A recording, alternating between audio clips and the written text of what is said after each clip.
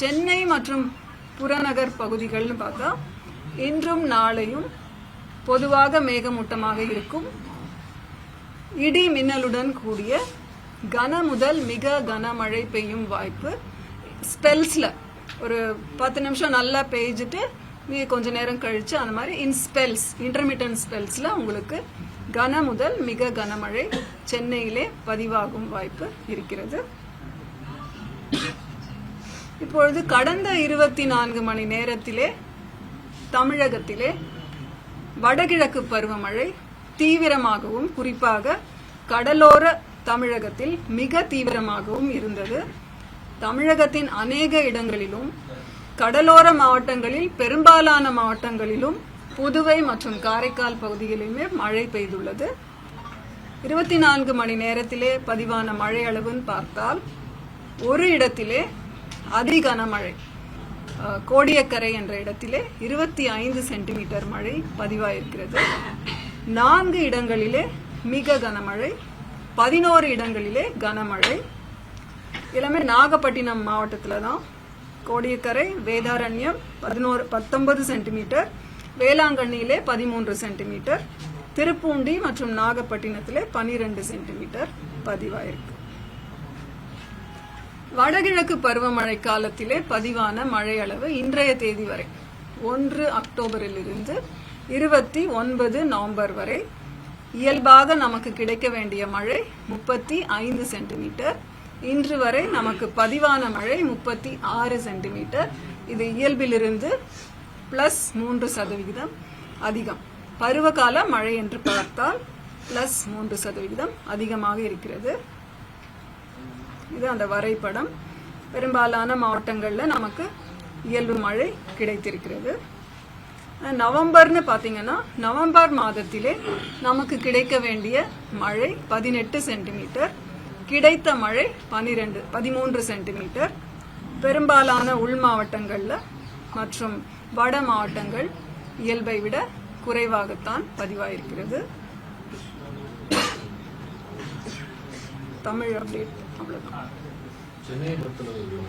சென்னையை பொறுத்தவரை கன முதல் மிக கனமழை பெய்யும் வாய்ப்பு உண்டு. இன்றைக்கு இரவிலிருந்து நல்ல ஸ்பெல்ஸ் கிடைக்க வாய்ப்பு இருக்கு. இப்போது 10 கிலோமீட்டர் மணிக்கு 10 கிலோமீட்டர் வேகத்துல இப்பொழுது நகர்ந்து கொண்டிருக்கிறது. கரையை தொடும் வாய்ப்பு இல்லை. கடலோர பகுதிகளிலே அதன் மைய பகுதி நிலவுவதற்கான வாய்ப்பு உண்டு. மழை நம்ம இன்றைக்கு மாலையிலிருந்து இரவு வாக்கிலே இந்த ஸ்பெல்ஸ் ஆஃப் ரெயின் எதிர்பார்க்கலாம். காற்றோட வேகம் எந்த இடத்துல அதிகமா பதிவாயிருக்கு? நம்ம விண்ட் ரெக்கார்டர் எல்லா இடத்துல பொறுத்திருக்கோம். தமிழ்நாட்டில் நம்ம சென்னையில ஒன்று இருக்கு. AWS ஆட்டோமேட்டிக் வெதர் ஸ்டேஷன்ஸ் நிறைய போட்டிருக்கோம். அதுல எண்ணூர் போர்ட்ல தான் இன்னைக்கு காலையில 40 km/h பதிவாயிருக்கு. மற்றபடி பாம்பனிலே 60 km/h பதிவாயிருக்கு. கடலூர், நாகப்பட்டினம் இந்த மாதிரி மோஸ்ட்லி கடலோர அப்சர்வேட்டரிஸ்ல எல்லாமே நமக்கு தரைக்காற்று 40 to 60 கிலோமீட்டர் வரைக்கும் பதிவுகள் கிடைத்திருக்கின்றன. அதாவது எப்பவுமே புயல் நம்ம எதிர்பார்க்கிற அதே நேரத்துல அது கரையை ஒட்டி இருக்கும்னு சொல்றது ஒரு சேலஞ்ச் தான். ஒரு அளவுக்கு நம்ம இப்ப இருக்கிற நிலைமையை வைத்து நம்ம ஃபோர்காஸ்ட் தரோம். அதனால இன்றைக்கு இருந்து மழை சென்னைக்கு எதிர்பார்க்கிறோம். மற்ற நகர்வு நாளை மாலையிலிருந்து அது வீக்கன் ஆறதுக்கு சான்ஸ் இருக்கு. அதாவது காற்றின் திசை மற்றும் வேகத்தை பொறுத்து கூட உங்களுக்கு வர மழை அதிகமாக இருக்கும். அதனால்தான் கன முதல் மிக கனமழை எச்சரிக்கை தரப்பட்டுள்ளது சென்னைக்கு. கரையை கடக்க நம்ம சொல்லல இதுவரைக்கும். கடலோர பகுதிகளிலே நிலவுவதற்கான வாய்ப்பு. அதாவது ட்ராக்கை வச்சு நான் உங்களுக்கு சொல்றேன்.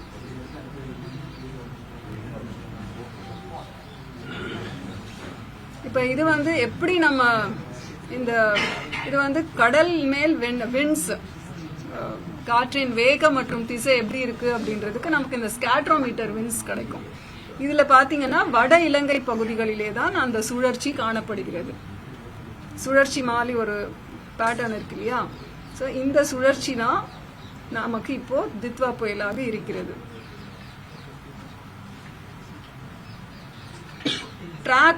ட்ராக்ல பாத்தீங்கன்னா இப்போ அந்த கருப்பு கலர்ல போட்டிருக்கோம் இல்லையா? இதெல்லாம் வந்து நடந்து, அதாவது அது எந்த பாதையை தேர்ந்தெடுத்ததோ அதற்கான குறியீடுகள்.